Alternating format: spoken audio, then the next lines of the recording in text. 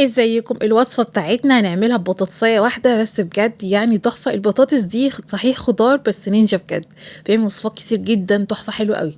اول حاجة هتجيب بطاطساية كده وتقطعيها بقى صوابع كده رفيعة تخينة اللي انت عايزاه.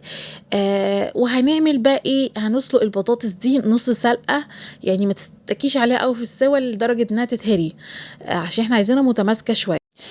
بعد كده بقى، بعد ما قطعتها احطها بقى في الحله وازود عليها ميه، بس الاول اديها غسله كده. يعني انا طبيعي من قبل ما اقطعها وانا غسلاها، بس اديها غسله بسيطه كده وبعد كده ازودها الميه.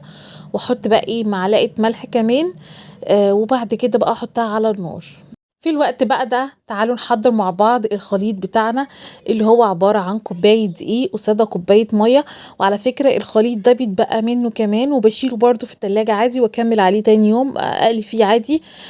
ده بيعمل بطاطستين كبار من اللي انتوا شفتوها في اول الفيديو ده، الحجم الكبير ده يعملك منها بطاطستين. يعني مش بتحتاجي كميات كبيرة منه ولا حاجة، لو انت هتضعفي الكمية ما تضعفيش المقدار هو برضو هيكفي.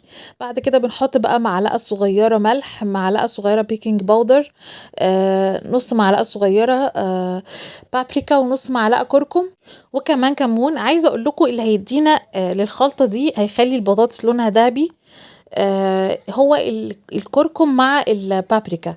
ورز البسمتي ده الخليط برضو اللي بيتحط عليه ويديك اللون الاصفر الجميل ده اللي بيبقى يعني على الرز البسمتي. او ممكن العلبه اللي انتوا شفتوها دي ده لون زعفران باودر بيتباع جاهز كده عند العطار. فيا اما تحطي ده يا اما تحطي الميكس بتاع البابريكا والكركم، وطبعا النتيجه الافضل بابريكا وكركم على بعض. بعد كده بقى احط البطاطس بتاعتي ونقلبها كده في الخليط بتاعي. انا ممكن كنت اقطعها يعني رفيع اكتر من كده، فتبقى البطاطس الجمبري اللي هي بقى يعني كانت زمان اسمها بطاطس بانيه، ولما خلوها بقت صوابع رفيعة بقى يسموها بطاطس جمبري في مطاعم الفول والطعمية. بس انا بحبها التخينة شوية، اللي هي زي زمان لما كنت صغيرة ما كانوا بيعملوها. مش بحب اللي هي الرفيعة قوي اللي طلعت بقى موضة دي. فسبتها بالحجم اللي انا بحبه.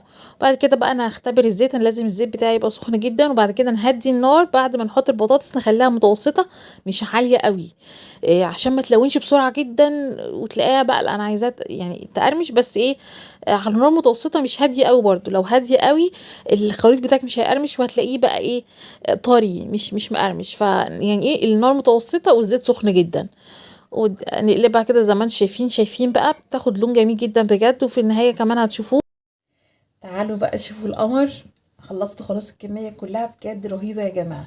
عارفين اللي هي القرمشة الهشة الجميلة دي؟ شايفين اهو، بصوا تحفة، طعمها رهيب يا جماعة. بجد جربوها وهتدعولي ان شاء الله تعجبكم جدا. هي بالظبط زي احسن مطعم فول وطعمية بيعملها، هتدوقوها ومش هتشتروها تاني من بره. انت هتعمليها في البيت هتبقى لسه بقرمشتها وسخنة وجميلة، ومش بتاخد اي مجهود ولا بتاخد وقت خالص. يلا بقى، انا عجبكم الفيديو ما تنسوش بقى لايك، وربنا يحسن ما بين ايديكم جميعا يا رب. شكرا قوي، سلام عليكم حبايبي.